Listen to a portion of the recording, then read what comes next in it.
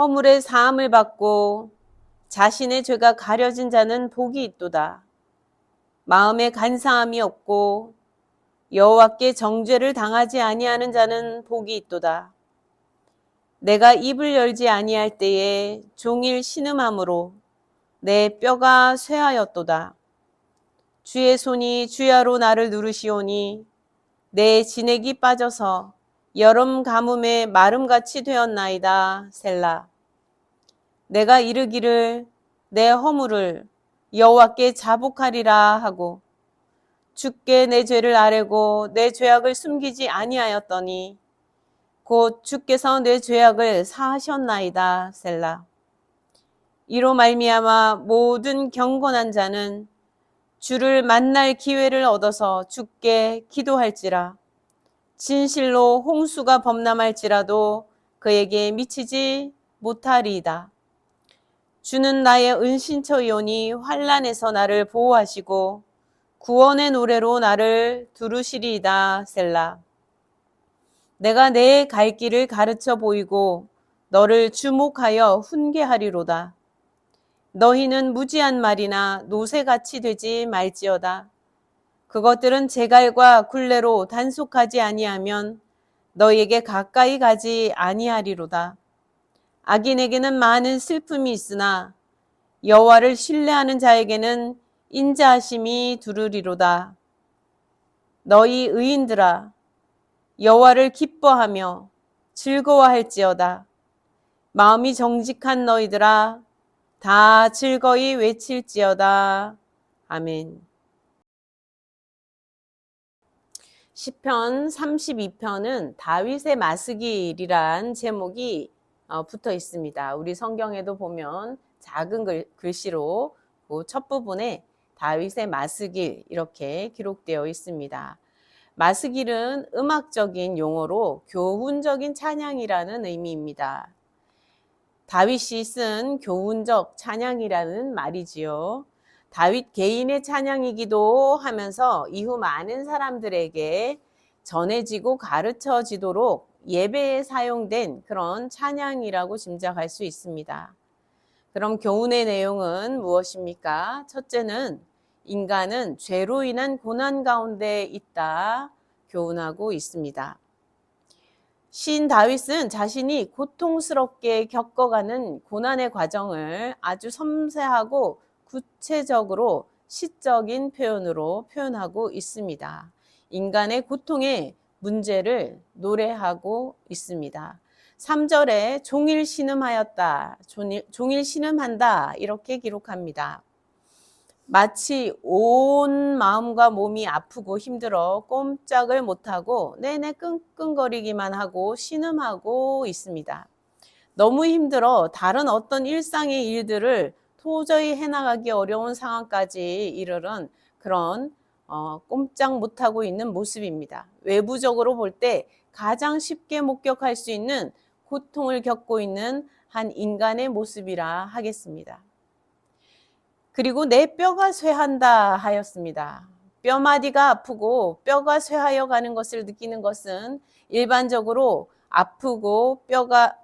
일반적으로 중년이나 노년이 되어가며 조금씩 알아가는 고통이라 하겠습니다.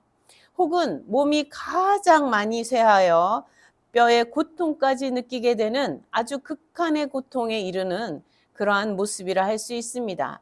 자신을 세워줄 그 근본적인 뼈대가 힘을 잃는 그러한 고통을 절실하게 느끼고 있는 것입니다. 4절에 진액이 빠진다라는 내용이 나옵니다.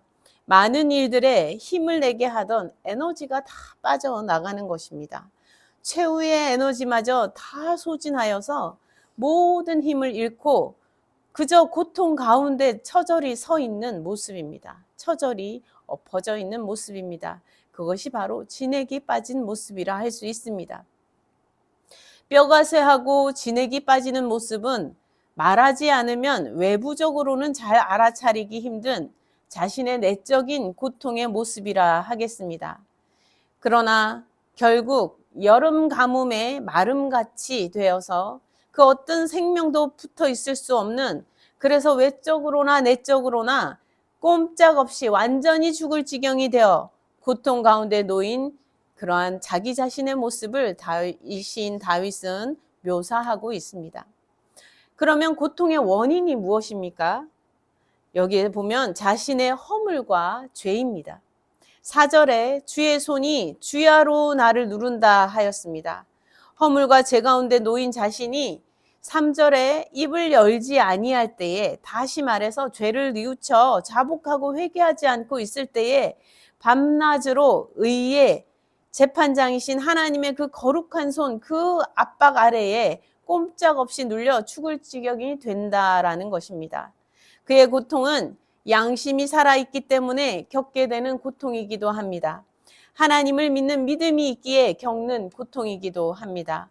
아직 살아있고 돌이킬 기회 가운데 놓여 있기에 겪는 고통이기도 한 것입니다. 양심마저 철저히 마비되어 버리면 인간은 자신의 죄와 허물에 대해 아파함으로 깨닫거나 그 죄와 허물에서 돌이킬 수 있게 되는 그 기회조차 얻지 못할 수 있습니다. 하나님을 믿는 믿음이 없으면 하나님께서 싫어하시는 나의 선택이 무엇이었는지 알지 못할 수 있습니다. 다윗은 마음을 간사하게 하여 양심을 팔아버리거나 잃어버린 사람이 아니었으며 하나님을 믿지 못하는 사람이 아니었습니다.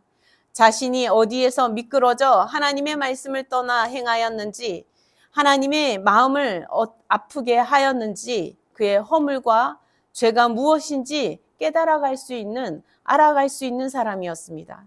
자신의 죄악을 직면할수록 그는 고통 가운데 놓일 수밖에 없었습니다.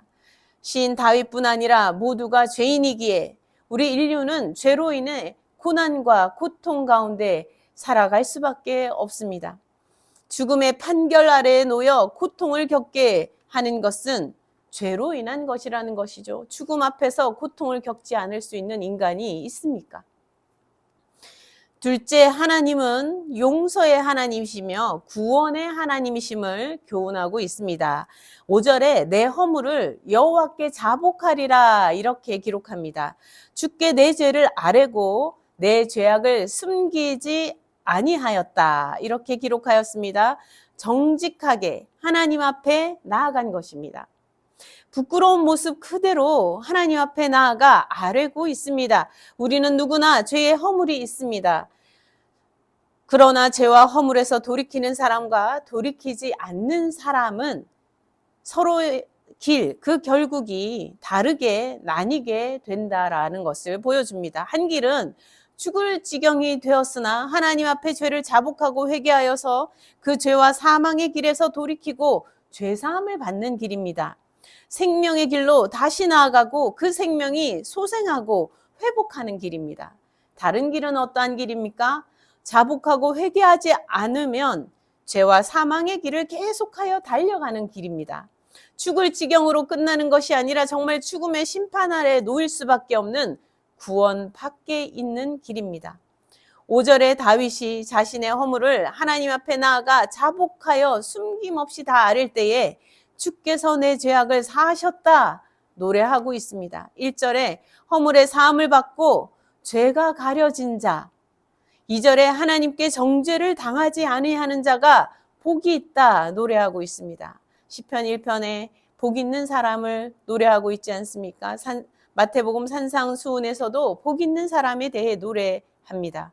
오늘 이 32편도 이 시인 다윗은 복 있는 사람이 어떤 사람인지 이야기하고 있습니다. 복 있는 사람은 바로 허물의 사함을 받는 자요, 죄가 가려진 자요, 하나님께 정죄를 당하지 아니하는 자라는 것입니다.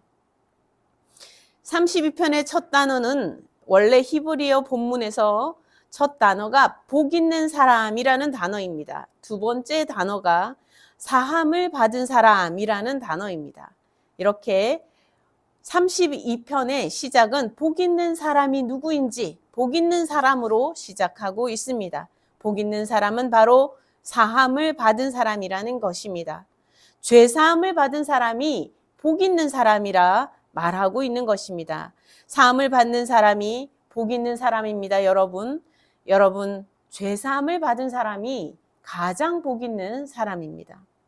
죄사함을 받는 자가 수치와 모욕에서 하나님의 가려주심을 받고 진정한 평안을 얻게 되는 복을 누리는 것이라 말할 수 있습니다. 그래서 이 시는 그 복 가운데서 하나님을 기뻐 노래하고 있습니다. 5절에서 7절까지의 다윗은 큰 변화를 겪는 모습을 보여주고 있습니다. 죄 가운데 있을 때에는 정말 죽음 바로 앞까지 가는 그런 고통 가운데 있었는데 하나님 앞에 다 아뢰어 자복하고 회개하여 기도할 때는 죄에서 돌이켜 거룩하신 하나님 앞으로 나아가게 될 때에는 노아를 홍수에서 구원하셨듯이 또 은신처에서 숨겨 보호하여 구원하시듯이 이 다윗을 구원하여 주시는 것을 경험하였다는 것입니다. 죄사함의 용서의 은혜를 경험하였다는 것입니다. 하나님께서 계속 압박하여 오시는 것이 아니라 진정 하나님 앞에 뉘우치고 하나님 제가 잘못하였습니다 라고 돌이키는 그때에 하나님께서 두 팔 벌려 안아주시는 것을 경험하였다는 것입니다. 그래서 다시 슬픔이 아니라 기쁨을 경험하게 되고 하나님 안에서 하나님의 사랑 가운데서 기쁨으로 노래할 수 있게 되었다는 것입니다. 하나님은 죄를 사하시고 용서하여 구원하시는 하나님이시니 나는 구원의 노래에 둘러싸여 노래하며 기쁨으로 살게 되었다. 이렇게 기록하고 있습니다. 구원의 노래에 둘러싸여 있다. 내 주변이 온통 구원의 노래로 가득하다라고 말하고 있는 것입니다.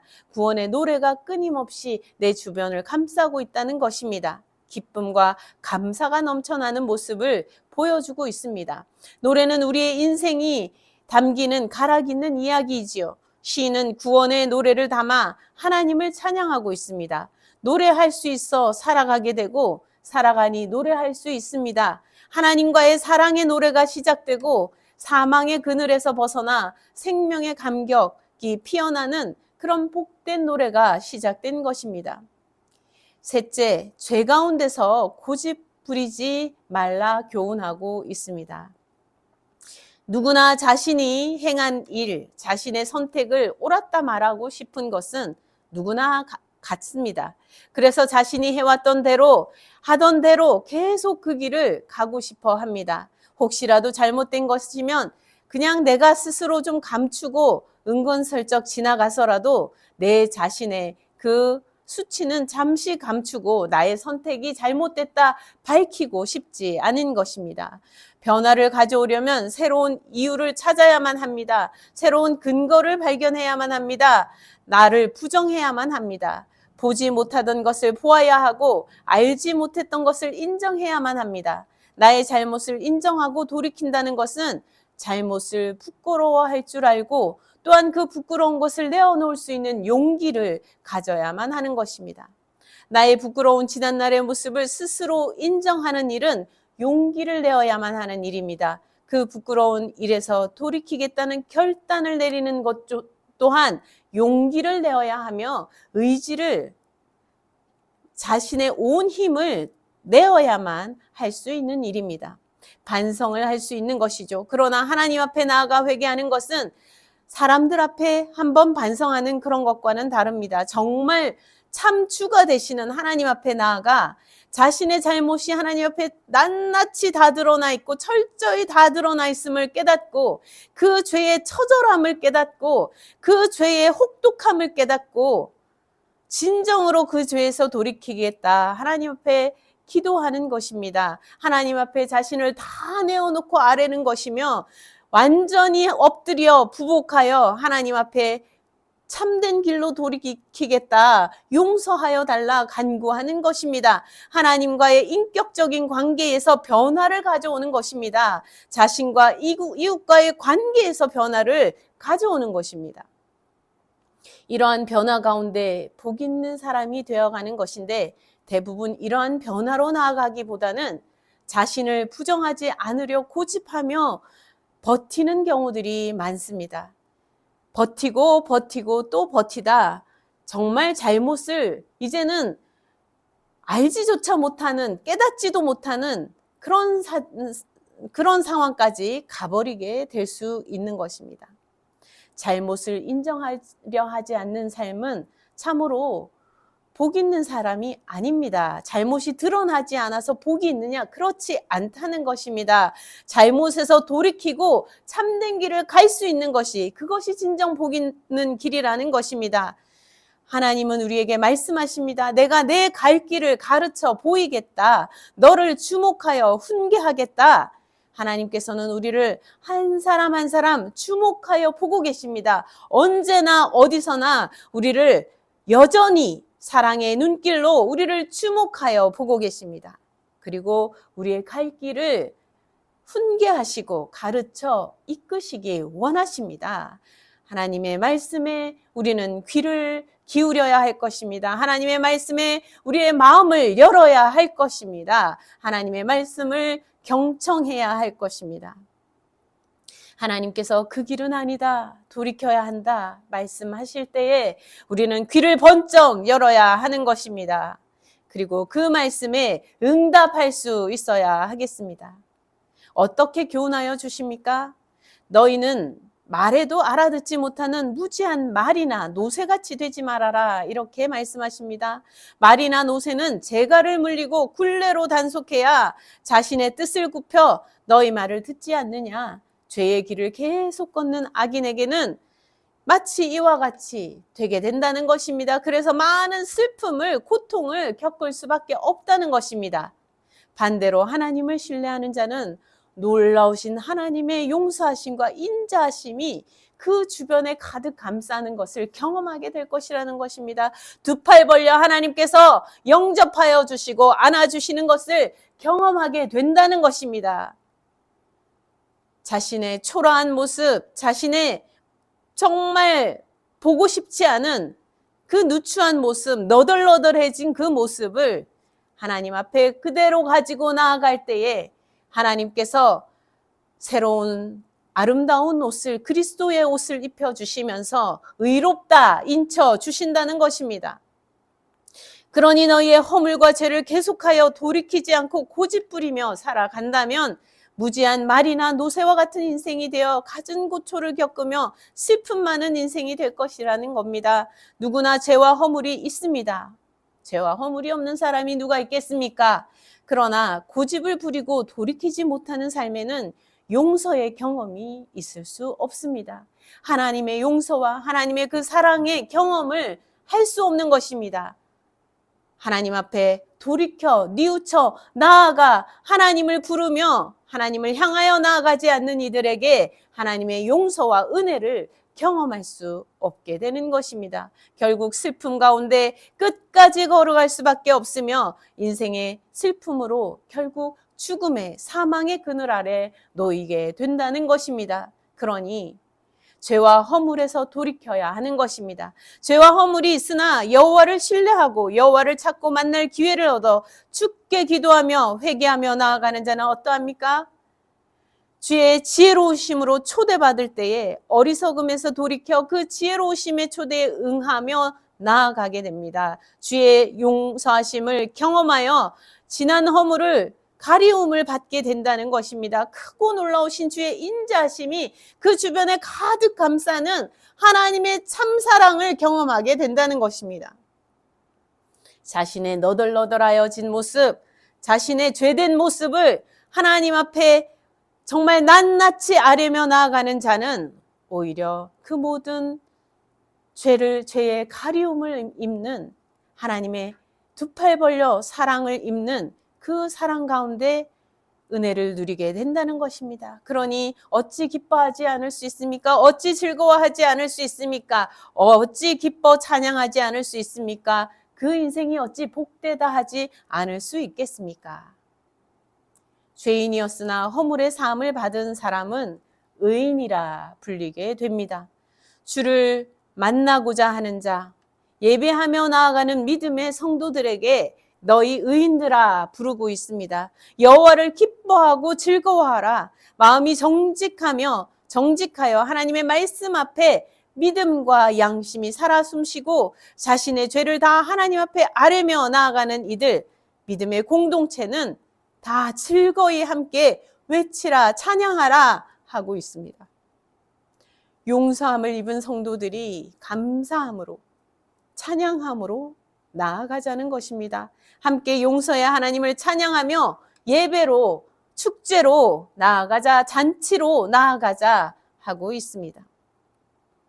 우리들 인생은 각자 부끄러움을 덮어가려는 삶이라고도 할 수 있습니다. 대부분 덜 부끄럽고자 합니다. 덜 가진 것을 부끄러워하여 더 가지려 하며 살아가기도 합니다. 부와 명예와 권력 등을 더 가지면 우리의 부끄러움은 이제 사라지고 우리는 영광스럽게 사람들 앞에서 떵떵거리며 갈 수 있지 않을까 여기기도 합니다. 그러나 인간에게 부끄러움은 어디에서 오는 것입니까? 오늘 시인은 죄와 허물에서 그 부끄러움이 온다라고 말하고 있는 것입니다. 하나님과 인격적인 관계에서 하나님이 너무도 싫어하시는 것을 행하는 것이 나의 잘못이고 나의 허물이라는 것을 알게 될 때에 거기에서 부끄러움을 알게 된다는 것입니다. 하나님 앞에서 숨기고 싶은 나의 부끄러움이 누구나 있기 마련인 것이죠. 사람들 앞에서 숨기고자 하는 것도 있는데 어찌 하나님 앞에서 숨기고 싶은 것이 없겠습니까? 이러한 것에서 돌이키려 하는 사람, 그래서 용서함을 입으며 하나님의 은혜 가운데서 죄의 가리심을 받고자 하는 사람, 그렇게 믿음으로 살아가려는 이 사람이 복되며 하나님의 사랑을 경험하며 그 인자심을 경험하며 용서하심 가운데서 다시 삶의 참 생명의 기쁨을 노래하며 살아가게 된다는 것입니다. 우리는 우리가 부끄럽게 여기는 관점이 어디에 있는지 종종 살펴볼 필요가 있습니다. 내가 무엇을 가리기 위하여 어떤 노력을 하며 살아가는지 살펴볼 필요가 있습니다. 우리를 주목하여 보시는 하나님 앞에 우리는 서야 합니다. 우리를 낱낱이 알고 계시는 하나님 앞에 우리는 서 있습니다. 우리가 알든 알지 못하든 누구든지 하나님 앞에 하나님의 주목하심 가운데 서 있습니다. 우리는 우리의 죄된 모습이 부끄럽더라도 하나님 앞에 나아갑시다. 하나님과의 인격적인 관계가 회복되기를 소망하면서 하나님 앞에 달려 나아갑시다. 하나님 앞에 나의 잘못을 낱낱이 아뢰며 하나님 앞에 나아갑시다. 하나님 앞에 기도하며 나아갑시다. 그럴 때에 정직한 마음으로 하나님 앞에 설 때에 하나님께서는 우리를 사랑으로, 용서로 우리를 영접하여 주실 것입니다. 함께 기도하시겠습니다. 하나님 아버지, 허물의 사함을 받은 자가 복이 있다 하였습니다. 우리가 허물의 사함을 받은 자로 하나님의 사랑받는 자로 서기 원합니다. 우리 마음이 죄된 곳에 머물며 고집스럽게 행하던 그런 모습 내려놓고 이제 돌이켜 나의 부족함과 허물을 주 앞에 인정하며 낱낱이 하나님 앞에 아뢰며 하나님께 용서를 구하며 나아가게 하여 주시옵소서. 우리를 크신 사랑으로 기다리시고 우리를 두 팔 벌려 안아주시기 원하시며 우리에게 거룩한 새 옷을 입히시기 원하시고 우리를 위하여 잔치를 베풀어 주시기 원하시는 그 하나님의 품 곁으로 나아가게 하여 주옵소서. 예배의 시간마다 참된 회개와 변화가 있는 우리 성도들 다 되게 하여 주옵소서. 날마다 주 안에서 새로워지며 새 사람이 되게 하여 주옵소서. 어제의 내가 오늘의 나가 아니라 또한 오늘의 내가 내일의 나가 아니라 날마다 새로워지는 주 안에서 회복되고 치유되는 우리가 되게 하여 주옵소서. 그리하여 다가오는 날들이 새날이 되게 하여 주옵시고 지난 날들은 하나님 은혜 가운데 덮여지고 새날 가운데 복된 날로 나아가게 하여 주옵소서. 하나님의 은혜로운 초대에 아멘 응답하며 나아가는 성도 다 되게 하여 주옵소서. 감사드렸고 우리 주 예수 그리스도 이름으로 기도드립니다. 아멘.